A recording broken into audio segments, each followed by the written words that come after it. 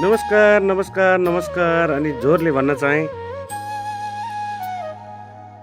हरेक यात्राको एउटा अन्तिम गन्तव्य हुन्छ र हरेक गन्तव्यसम्म पुग्न केही पाइला केही सङ्घर्ष र धेरै आत्मविश्वासको आवश्यकता पर्दछ।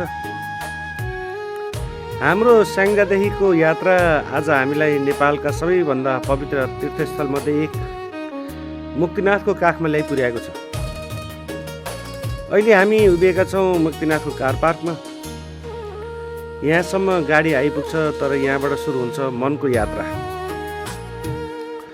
गाडीको आवाज बिस्तारै पछाडि छुट्दै जान्छ र अगाडि सुनिन्छ हावाको सङ्गीत, घन्टीको मधुर धुन र हजारौँ श्रद्धालुका मौन प्रार्थनाहरू। बाटोको दुवैतर्फ साना साना पसलहरू छन्। कसैले रुद्राक्ष बेचिरहेका छन्, कसैले ऊनी कपडा, कसैले पूजा सामग्री। तर सबैभन्दा अमूल्य कुरा यहाँ बेचिँदैन, त्यो हो आस्था। यहाँ आउने हरेक अनुहारको आफ्नै कथा छ। कसैले सपना पुरा भएपछि धन्यवाद भन्न आएका छन्, कसैले नयाँ आशा लिएर आएका छन्, कसैले केवल मनको शान्ति खोज्दै आएका छन्। सायद हामी सबैको यात्रा फरक छ तर गन्तव्य भने एउटै। यदि तपाईँ अस्वस्थ हुनुहुन्छ या बिमारी हुनुहुन्छ या तपाईँ हिँडेर यात्रा गर्न सक्नुहुन्न भने यहाँ घोडा पाल्कीको पनि सुविधा उपलब्ध हुन्छ। हामी भने पैदलै यात्रा गर्ने निर्णय गरेका छौँ ताकि बाटोको सुन्दरता राम्रोसँग अनुभव गर्न सकियोस्। हामी निरन्तर अगाडि बढिरहेका छौँ गन्तव्यतर्फ। यो देब्रे साइडमा देखिने रानी पौवा यो धेरै पुरानो पौवा हो भनेर भन्नुहुन्थ्यो हाम्रो बुवा। उहाँ यहाँ पहिला पनि आएर बास बस्नु भएको छ अरे। मुक्तिनाथ बजारमा पाइला टेक्ने बित्तिकै यस्तो महसुस हुन्छ मानौ यो केवल एउटा बजार होइन, अनेकौँ कथा, आस्था र यात्राहरू एकै ठाउँमा आएर भेटिएका हुन्। बजारका गलीहरू हुँदै हिँड्दा यहाँको संस्कृति, परम्परा र हिमाली जीवनशैलीको सुन्दरताको झल्को देख्न सकिन्छ। दुवैतर्फ रहेका साना साना पसलहरूमा हातैले बुनेका ऊनी कपडा, स्थानीय हस्तकलाका सामग्रीहरू, रुद्राक्षका माला, प्रार्थनाका झन्डा, श्रद्धासँग जोडिएका विभिन्न सामग्रीहरू सजिएका छन्। चारैतिर यात्रुहरूको चहल पहल छ। कोही दर्शन गरेर फर्किरहेका छन्, कोही उत्साहित हुँदै मन्दिरतर्फ अगाडि बढिरहेका छन्। कसैले तातो चिया पिएर शरीर न्यानो बनाउँदैछन् त कसैले आफ्ना प्रियजनको लागि सम्झना स्वरूप सानो उपहार खोजिरहेका छन्। हरेक अनुहारमा फरक कथा छ, फरक उद्देश्य छ, तर सबैको यात्रा एउटै समान भावना छ, त्यो हो आस्था। मुक्तिनाथ बजार केवल किनमेल गर्ने ठाउँ मात्र होइन, यो हजारौँ यात्रीहरूको भावना, विश्वास र अनुभवहरू एकअर्कासँग मिसिने एउटा जीवित चौतारी हो। यहाँ सुनिने हाँसो, यात्राका रमाइला किस्सा, प्रार्थनाका मौन शब्द र हिमाली हावासँग मिसिएको जीवनको लयले बजारलाई एउटा छुट्टै ऊर्जा दिएको छ। सायद यही कारणले गर्दा यहाँबाट खाली हात फर्किए पनि मन भने कहिल्यै खाली हुँदैन। यहाँबाट मानिसहरू सामानभन्दा बढी सम्झना लिएर फर्कन्छन्। आत्मीय मुस्कान, केही स्मरणीय भेटघाट र जीवनभर साथ रहने एउटा सुन्दर अनुभूति। मुक्तिनाथको यो बजार यात्राको एउटा सामान्य बिसौनी मात्र होइन, यो त त्यो ठाउँ हो जहाँ बाटोमा हिँड्ने अपरिचित मानिसहरू पनि केही क्षणका लागि एउटै यात्राका साथी बनेर मनमा अमिट छाप, सम्झना छोडेर जान्छन्। उकालो चढ्दै गर्दा अलिकति सास लिन भने गाह्रो भइरहेको छ। उकालो चढ्दै जाँदा शरीर थाक्न सक्छ तर मन भने झन् हल्का हुँदै जान्छ। हिमालबाट बग्ने चिसो हावा अनुहारमा ठोकिँदा यस्तो लाग्छ कि प्रकृतिले नै आशीर्वाद दिइरहेको छ। प्रार्थनाका झन्डाहरू हावासँगै नाचिरहेका छन्। हरेक रङ, हरेक लहर मानौ कुनै मौन प्रार्थना आकाशतर्फ उडिरहेको हो।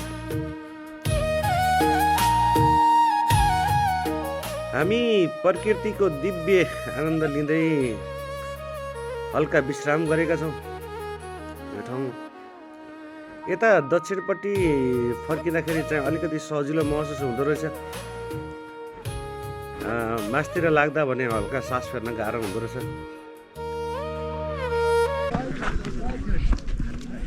यहाँ जो मुक्तिनाथ भगवानको ठाउँमा हो, सतीदेवको मुख पतन भएको जग्गा हो।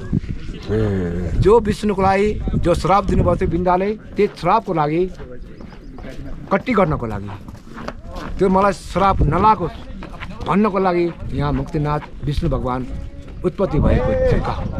यहाँ शिवजी पनि आएर बास गर्नुहुन्छ र शिवजीले जो उहाँले चाहिँ जो आज्ञा पालन गर्नको लागि विष्णुलाई दिनुभएको थियो त्यो पालन गर्नुभयो। त्यो मोक्ष पाउनको लागि कहाँ जाने भन्दाखेरि हिमालयमा गएर बास बस्नुपर्छ, त्यहाँ उत्पत्ति गर्नुपर्ने छ भनेर उहाँले आफ्नो आराधनाबाट त्यो ज्ञान प्राप्त गरिसकेपछि यहाँ विष्णु भगवान मुक्तिनाथ भनिन्छ।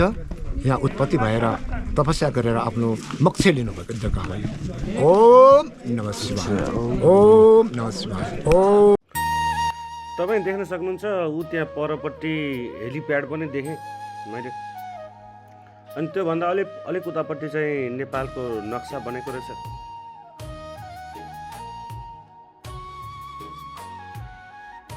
क्यामेरामा जति कैद गर्छ प्रकृतिको सुन्दरता त्योभन्दा धेरै विशाल छ। वरिपरि उभिएका हिमालहरू शताब्दीौँदेखि यहीँ छन्। कति यात्रु आए, कति फर्किए, तर हिमालहरू अझ पनि त्यत्तिकै शान्त छन्। सायद त्यसैले मानिसहरू बारम्बार यहीँ फर्केर आउँछन्। यो दाहिनेपट्टि देखिने नेपालको झन्डा, फर्किँदै गरेका तीर्थालुहरू। यहाँ आमालाई चाहिँ अलिकति गाह्रो भएछ क्यारे हिँड्दै गर्दा। यहाँ दक्षिणपट्टि फर्किँदाखेरि चाहिँ अलिकति सहज महसुस हुन्छ। हामी मन्दिरको गेट नजिकै पुगेका छौँ। अब यहाँबाट केही समयमा हामी लगभग मुख्य मन्दिरतिर पुग्छौँ।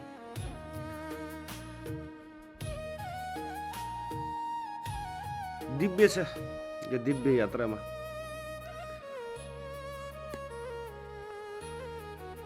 अब हामी गन्तव्यको धेरै टाढा छैनौँ। घन्टीको आवाज झन् स्पष्ट सुनिन थालेको छ। मनमा एउटा छुट्टै उत्साह छ र एउटा अनौठो शान्ति पनि। कहिलेकाहीँ शब्दहरू हराउँछन् र अनुभूतिले बोल्न थाल्छ। अलिकति सास बढ्दा हिँड्न अलिकति गाह्रो त भइरहेछ।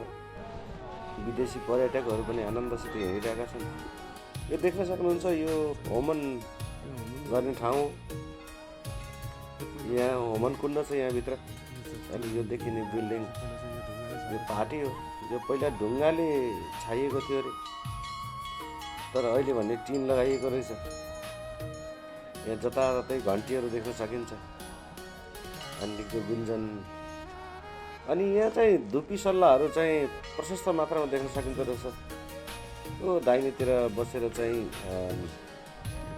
भक्तजनहरू चाहिँ गीत गाएर बसेको अवस्था हो, कीर्तन गाएर देख्न सक्नुहुन्छ। बडा आनन्दमय छ यो ठाउँ।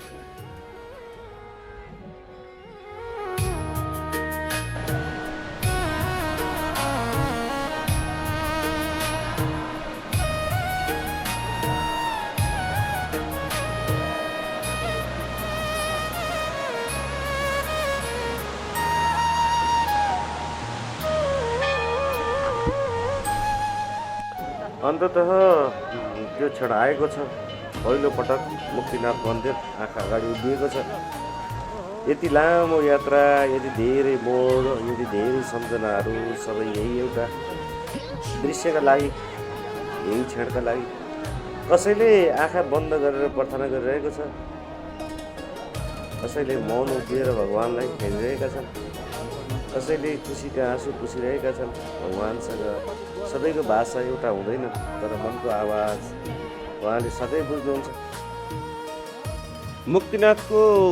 मुक्तिनाथ मन्दिरको प्राङ्गणमा पाइला टेक्ने बित्तिकै मनलाई सबैभन्दा धेरै आकर्षित गर्ने स्थान हो। यी पवित्र 108 धाराहरू, हिमालको काखबाट बहेको निर्मल चिसो पानी एकपछि अर्को गर्दै 108वटा धाराबाट निरन्तर झरिरहन्छ। यो पानी केवल शरीरलाई छुने पानी मात्र होइन, यो त विश्वासको प्रवाह हो, आस्थाको स्पर्श हो र मनभित्रका अनेकौँ बोझहरू बगाएर लैजाने एउटा पवित्र अनुभूति हो। यहाँ आउने धेरै श्रद्धालुहरू कडा चिसोको कुनै प्रवाह नगरी एक एक गरेर सबै 108 धारामुनि स्नान गर्छन्।